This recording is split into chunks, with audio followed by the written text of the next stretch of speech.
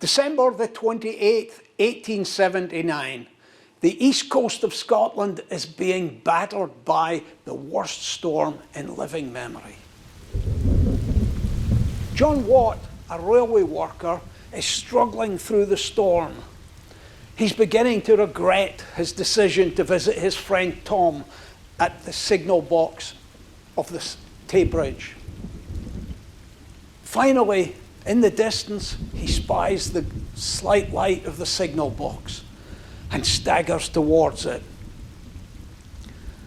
As he reaches the box, he throws open the door, staggers in, slams the door.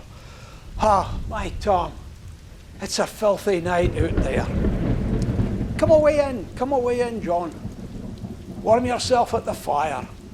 I've got the last train coming in a few minutes. A few minutes later, the lights of the train are seen coming round the bend. Tom takes the bridge batten from its hook and walks down to the standing as the train slowly passes by. He walks alongside the train, reaching up with the batten. It's a wild night tonight. And the stoker reaches down to take the batten. Aye, I'll be right glad to get him tonight. And then he was off in the darkness. Tom heads back to the signal box, and the pale yellow lights of the carriages run by, and in one carriage a small child has her face pressed against the glass, and then she too was whisked off into the darkness. Back in the signal box, Tom signals the north box, train on the bridge. Moments later, the reply comes back, ding, ding, and a final ding.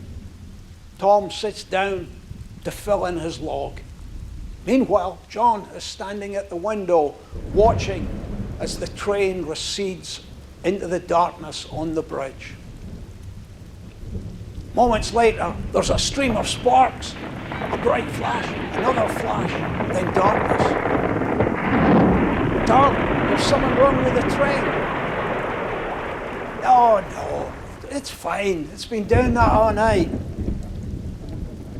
But a few minutes later, John is still worried. He said, Tom, I can't see the lights. The train's gone out. No, you'll see the lights when it pulls up to Dundee. But the minutes stroll by and nothing.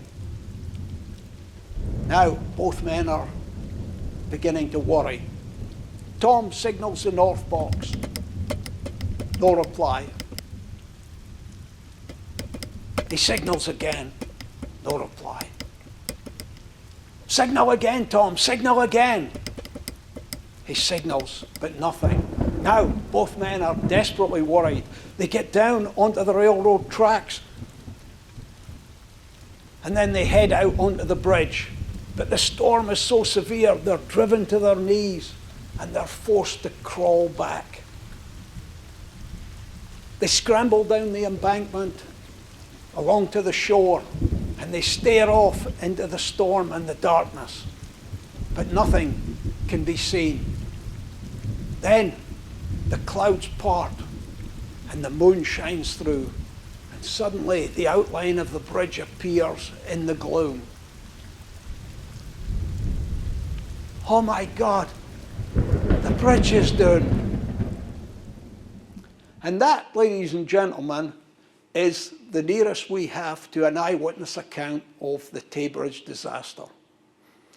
And we will examine why this disaster occurred in the next 45 minutes. Thank you.